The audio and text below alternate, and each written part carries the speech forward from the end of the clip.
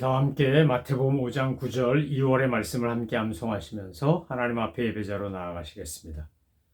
화평하게 하는 자는 복이 있나니 그들이 하나님의 아들이라 일컬음을 받을 것이며 아멘. 찬송가 436장 나 이제 주님의 새 생명 얻음모.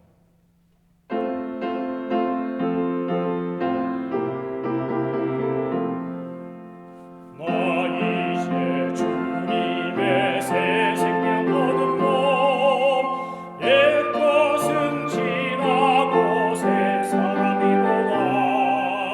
그 생명 내 맘에 강같이 흐르고 그 사랑 내게서 해같이 빛난다. 영생을 누리며 주 안에 살리라. 오늘도 내일도 주 함께 살리라. 주 안에 감추인 새 생명 얻으니 이전에 줬던 것 이제는 값없다. 하늘의 은혜와 평화를 받으니 찬송과 기도로 주 함께 살리라. 영생을 누리며 주 안에 살리라. 오늘도 내일도 주 함께 살리라. 삼천도 좁고 새 것이 되었고 죄인과 원수로 친구가 변한다. 새 생명 얻은 자 영생 누리니 주님을 모신 밤새 하늘이로다. 영생을 누리며 주 안에 살리라. 오늘도 내일도 주 함께 살리라.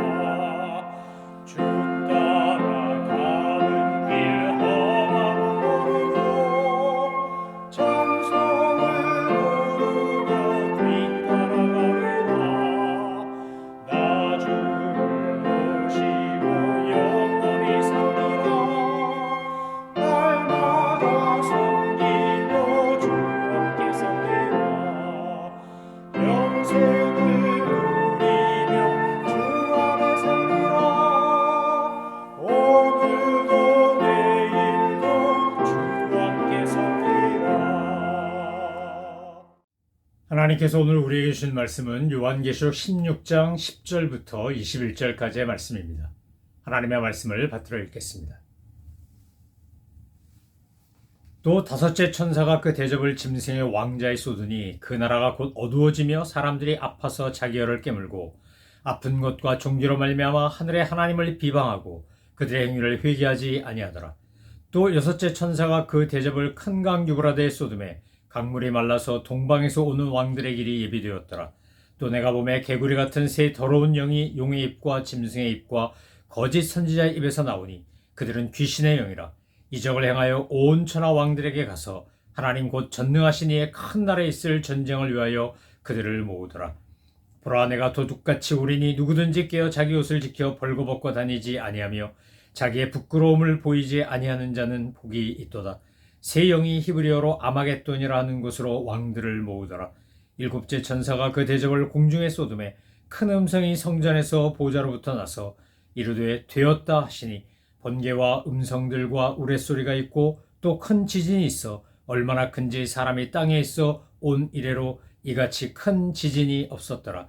큰 성이 세 갈래로 갈라지고 만국의 성들도 무너지니 큰 성 바벨론이 하나님 앞에 기억되신 바 되어 그의 맹렬한 진노의 포도주잔을 받음에 각 섬도 없어지고 산악도 간데 없더라. 또 무게가 한 달란트나 되는 큰 우박이 하늘로부터 사람들에게 내림에 사람들이 그 우박의 재앙 때문에 하나님을 비방하니 그 재앙이 심히 크미러라. 아멘. 일곱 대접 재앙은 최후 심판을 의미하는 마지막 재앙입니다. 그래서 일곱 대접 재앙을 보면 이제 종말의 때 마지막 심판의 때 어떤 재앙이 임할 것인가를 알 수 있습니다. 요한계시록 16장에서 우리가 주목해서 보아야 되는 대목이 두 가지가 있는데, 그것은 어제 살펴본 말씀 16장 1절에서 9절과 오늘 10절에서 21절에 나오는 말씀 중에 바로 두 곳에 있습니다. 첫 번째는 9절과 10절입니다. 이 일곱 대접 재앙이라고 하는 끔찍한 재앙을 당하면서도 사람들이 보여준 완악한 모습에 대해 사도 요한은 요한계시록 16장 9절과 10절에서 반복하여 강조하여 이렇게 설명합니다. 자, 9절과 10절을 읽어보겠습니다. 사람들이 크게 태움에 태워진지라 이 재앙들을 행하는 권세를 가지신 하나님의 이름을 비방하며 또 회개하지 아니하고 주께 영광을 돌리지 아니하더라. 또 다섯째 천사가 그 대접을 짐승의 왕자에 쏟으니 그 나라가 곧 어두워지며 사람들이 아파서 자기 혀를 깨물고 아픈 것과 종기로 말미암아 하늘의 하나님을 비방하고 그들의 행위를 회개하지 아니하더라. 9절과 10절과 11절에 이어진 내용을 보면 이제 심판을 받는 불신자들이 보여주는 공통적인 태도, 자세와 행위가 있습니다. 그것이 무엇입니까? 하나님을 비방하고 회개하지 않더라라는 겁니다. 죄로 말미암아 이런 끔찍한 재앙이 왔고 나의 죄로 말미암아 심판받는 것임에도 불구하고 지금 하나님을 비방하고 자기의 죄를 회개하지 않는다는 겁니다. 9절에도 11절에도 반복하여 나오는 표현이 바로 하나님을 비방하고 회개하지 않더라, 그들의 행위를 회개하지 아니하더라 라는 거 아니겠습니까? 마지막 때가 되면 이제 구원받지 못한 영혼들의 특징이 뭐냐? 남 탓을 하고 더더구나 하나님 탓을 하고 그리고 자기들의 죄악과 잘못을 회개하지 않는 겁니다. 하나님께서 구원하신 하나님의 백성이 된 사람들의 특징은 뭡니까? 내가 죄인이라는 사실을 깨닫고 이 모든 잘못과 허물의 원인 제공자가 바로 나다, 내 안에는 죄다라는 걸 깨닫고 겸손하게 하나님이 주신 은혜를 믿고 감사하며 회개의 자리로 나온다는 겁니다. 구원받은 성도와 구원받지 못한 성도의 질적 차이, 표면적 차이가 뭐냐? 하나는 회개하지 않고 하나님을 비방하고 도리어 자기의 죄악과 그릇된 행위를 합리화하거나 또 상황 논리로 전개하거나 그래서 절대로 인정도 회개도 하지 않는 겁니다. 구원받은 성도들은 하나님 앞에서 내가 죄인이라는 사실을 인정하고 회개하고 주의 은혜를 감사함으로 받습니다. 그래서 마음으로 믿어 의에 이르고 입으로 시인하여 구원에 이르는 겁니다. 회개하느냐, 회개하지 않느냐, 하나님을 비방하느냐, 하나님의 은혜에 감사하느냐, 이것이 바로 성도와 성도가 아닌 사람, 신자와 불신자의 결정적 차이라고 할 수 있습니다. 여러분, 인간 사회 속에서도 마찬가지입니다. 우리가 무언가를 잘못하고 실수할 수 있습니다. 사람은 얼마든지 그럴 수 있습니다. 문제는 내가 잘못하고 실수했을 때 그것을 인정하고 회개하고 용서를 구하느냐, 그렇지 않느냐는 겁니다. 내가 잘못했는데, 내가 실수했는데, 내가 본의 아니게라도 죄를 지었는데 하나님 앞에서 또 사람 앞에서 나의 잘못과 실수를 인정하고 회개하고 용서를 구하는 사람은 구원을 받고 하나님의 은혜 가운데 있게 됩니다. 사람과의 관계도 깨어진 관계가 회복되고 치유되고 공동체가 살아납니다.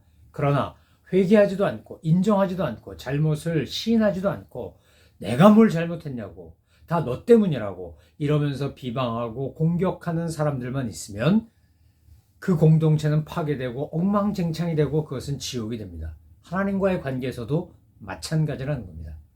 요한계시록 16장을 읽으면서 우리가 자꾸만 빠지기 쉬운 유혹거리가 하나 있는데 그것은 아마겟돈 전쟁이라고 하는 겁니다. 아마겟돈 전쟁이라고 하는 이 표현 속에 담긴 건 뭡니까? 마지막 때가 되면 이제 이 인류가 멸망할 수밖에 없는 끔찍한 전쟁의 재앙이 찾아올 거라는 겁니다. 이미 인류는 유럽에서 벌어진 1차 세계대전, 2차 세계대전을 겪었고 대한민국 같은 경우도 공산당이 남침해으로 말미암아 한국전쟁을 겪었고 베트남 전쟁, 아프가니스탄 전쟁, 이라크 전쟁, 쿠웨이트 전쟁, 얼마나 많은 전쟁을 겪었습니까? 우리가 알고 있는 수많은 전쟁이 지금도 벌어지고 있습니다. 팔레스타인에서, 우크라이나에서. 러시아가 침공하는 바람에 지금 우크라이나와 러시아 사이에 얼마나 정말 참혹하기 짝이 없는 전쟁을 계속하고 있는 겁니까? 아마겟돈 전쟁이라고 하는 것은 결국 마지막 때에 하나님 앞에서 사탄이, 귀신이 이제 막 사람들을 들쑤셔가지고 그래서 전쟁을 하게 되는 그 이야기입니다. 그런데 중요한 것은 그것이 어디냐? 무기또의 산이라는 게 아마겟돈이니까. 그리고 역사적으로 보면 이곳은 늘 이스라엘 역사 속에 전쟁이 있었던 곳이었습니다. 그래서 팔레스타인 동쪽 국경지대에 있는 유프라테스 강, 이 인류 최후의 대전쟁이 유프라테스 강이 마르고 아마겟돈 전쟁이 벌어지고 뭐 이러는데, 당시 로마 시대 때 로마인들이 가장 두려워했던 외적은 그 유프라테스 강 건너편에 살고 있는 팔디아인이라고 하는 사람들이었습니다. 파르티아인이라고도 하고, 이 사람들이 화살을 잘 쏘고, 그래서 로마 군대는 보병 위주였는데 그들은 기병 위주의 활을 잘 쏘는 사람들이었기 때문에 굉장히 두려워했다라고 합니다. 그러니까 지금 사도 요한이 로마 시대 때 사람들이 갖고 있는 그 두려움을 잘 알기 때문에 지금 유브라데스 강이라든지 아마겟돈이라든지 그 무기또의 산 같은 표현들을 통해서 앞으로 일어날 최후 전쟁에 대한 얘기를 하는 겁니다. 그런데 장소가 아마겟돈이냐 유프라테스 강이 마르냐 이것도 중요하지만 더 중요한 건 뭐냐면 오늘 본문에 나오는 바로 14절 15절에 나오는 이 이야기입니다. 13절부터 보면 내가 봄에 어떻게 되어 있습니까? 개구리 같은 새 더러운 영이 용의 입과 짐승의 입과 거짓 선자의 입에서 나오는데 그들은 모두 귀신의 영이라고 되어 있습니다. 그러니까 마귀 사탄이 귀신이 지금 개구리 같은 새 더러운 영을 통해서 사람들을 속이고 그들을 전쟁에 참여시키고 그래서 마지막 전쟁을 벌이게 하는 겁니다. 예전에 2차 세계대전 때도 보면 독일, 이태리, 일본 이런 나라들이 함께 연합하고 또 미국, 영국, 프랑스 이런 나라들이 연합해서 전쟁을 하지 않았습니까? 지금 러시아가 우크라이나를 침공하고 나니까 지금 그것에 긴장하고 두려움을 느낀 스웨덴이나 핀란드 같은 중립국가들이 지금 나토에 가입을 하고 그러면서 발틱해가 러시아 입장에서 보자면 닫힌 바다가 되고 말았습니다. 나토 입장에서 보자면 호수가 되었습니다. 그래서 러시아를 막는 그런 시대가 되었습니다. 자, 이렇게 되면 러시아가 더 위기감을 느끼고 푸틴이 정말 핵무기나 생화학무기를 사용하여 전쟁을 확산시키지 않을까 많은 사람들이 두려워하지 않습니까? 바이든 대통령 자체가 미국 바이든 대통령이 아마겟돈이란 용어까지 써가면서 전쟁에 대한 경고를 했던 것을 보면 이 요한계시록 16장에 나오는 아마겟돈이라고 하는 이 표현이 그리고 이 지역에 대한 상징적 의미가 오늘날 많은 사람들 머릿속에 담겨 있음을 알 수 있습니다. 특별히 기독교인이라면 이 아마겟돈 전쟁에 대해서 들어보고 알고 있다는 겁니다. 그런데 중요한 것은 이 전쟁의 배후가 누구냐는 겁니다. 이 전쟁에 앞으로 일어난 모든 배후, 김일성이 남침을 하건 스탈린이 소위 말해서 바르샤바 조약기구를 만들면서 동구라파를 자기 공산권 세력 안에 넣던 히틀러가 프랑스를 정복하고 유럽을 공격하고 러시아까지 쳐들어가고 이러는 모든 전쟁의 배후에는 뭐가 있는 겁니까?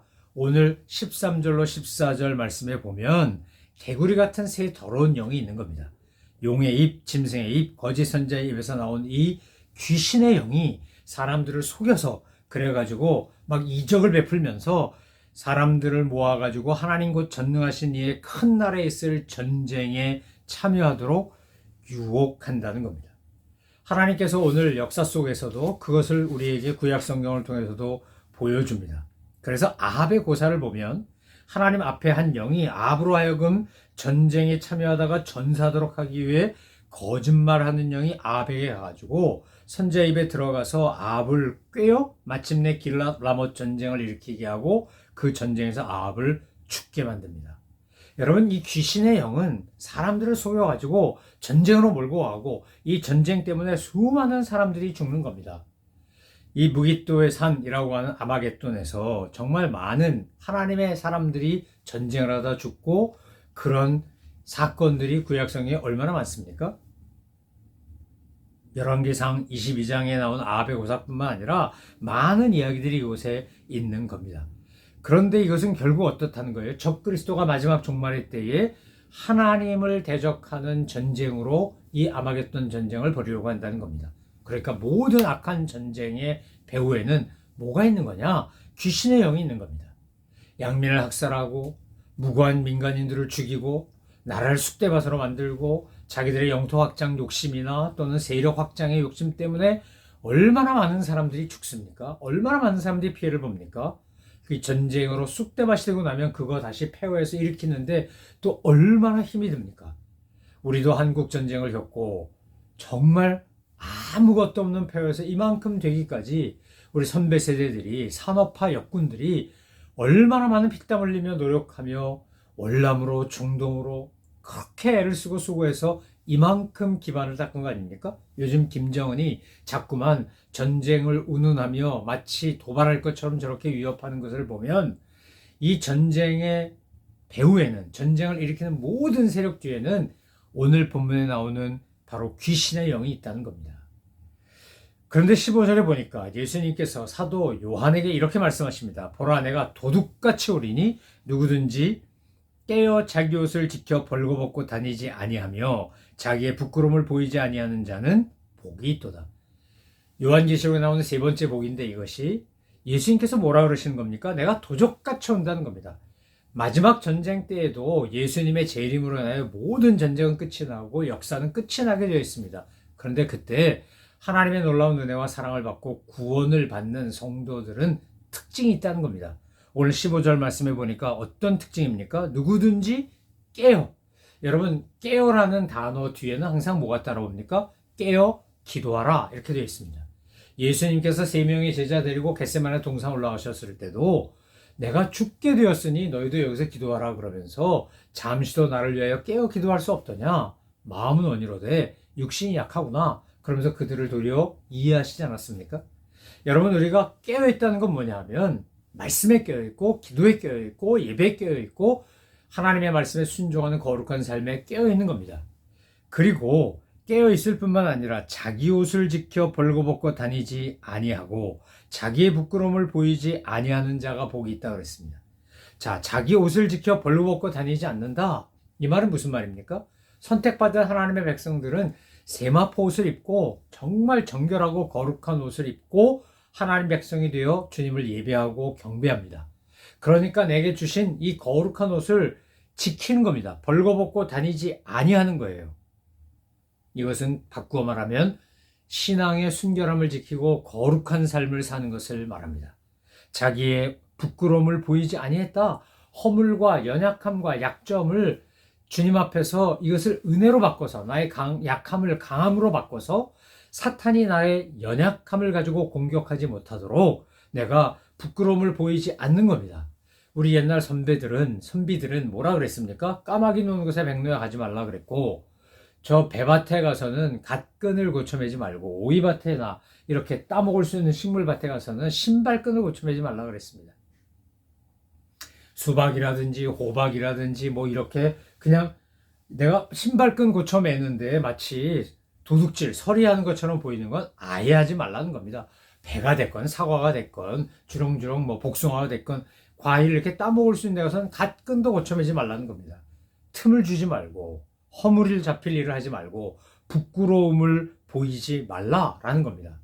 오늘 요한계시록 16장 1절부터 21절까지 첫 번째 대접, 두 번째 대접, 세 번째 대접에 계속해서 일곱 번째 대접까지 이어진 이 모든 사건의 핵심에는 뭐가 있는 겁니까? 하나님의 진노가 있고 하나님의 심판이 있고, 그리고 이 하나님의 심판 속에서 이 모든 악한 전쟁과 진노의 대상이 되는 모든 것 속에는 그 사탄의 세력을 오늘 15절에 예수님께서 도적같이 임하셔가지고 이 모든 것을 끝내신다는 겁니다. 그런데 17절로 21절 말씀을 보면 일곱째 대접을 공중에 쏟아부음으로 말미암아 인류 역사는 끝이 나고 성도는 완전한 구원을 얻게 되어 있습니다.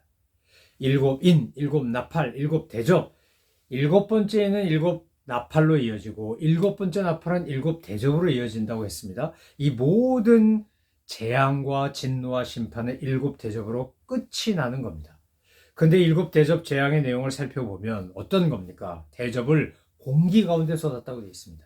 사람들은 숨을 쉬지 않고는 살 수가 없습니다. 날숨과 들숨이 있어야 삽니다. 그런데 이제 공기가 대접이 그 공기 가운데 쏟아졌기 때문에 이제 더 이상 인간이 숨쉬며 살아갈 수 없게 되는 겁니다. 번개와 음성과 뇌성이 있고 뭐 한 달란트만한 우박이 떨어지고, 여러분, 지구가 결국 멸망할 때 노아의 홍수 때는 물로 심판하셨지만 하나님께서 더 이상 물로 심판하지 않겠다고 하셨으니까 아마도 불로 심판이 될 텐데, 불이 하늘에서도 떨어지고 땅에서도 솟아나고 화산 폭발하고 지진 갈라지고 쓰나미가 오고 뭐 이래가지고 순식간에 지구라는 이 별이 멸망할 수 있다는 겁니다.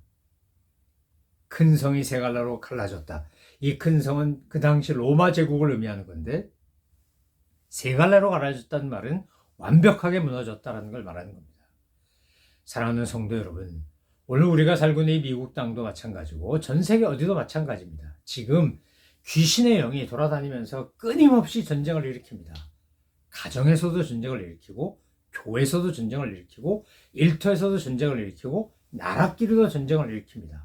그리고 아마겟돈 전쟁을 통해 하나님을 대적하고, 그리고 자기들의 패권을 잡으려고 합니다. 그러나 도적같이 임하신 예수님으로 말미암아 이 모든 전쟁은 끝이 납니다. 7번째 대접이 쏟아지면 지구가 끝이 나고 인류의 역사가 끝이 나게 되어 있습니다. 완전한 현세의 멸망을 경험하게 됩니다. 그래서 20절은 뭐라 말합니까? 성도 없고 산도 없고 아무것도 없다는 겁니다. 또 무게가 한 달란트나 되는 큰 우박이 하늘로부터 사람들에게 내리매 사람들이 그 우박을 맞고 죽습니다. 한 달란트가요, 거의 50kg에서 60kg쯤 되는 겁니다. 그거 맞고 살 자가 누가 있겠습니까? 그런데 오늘 21절에 봐도 보면 그 재앙 때문에 하나님을 비방했다. 재앙이 심히 컸다. 여러분, 구원받지 못하는 영혼들, 정말 심판받는 대상들의 특징은 아까 9절로 11절로 오늘 21절에도 나오는 것처럼 하나님을 비방합니다. 회개하지 않습니다. 자기들의 죄와 잘못을 인정하지도 않습니다.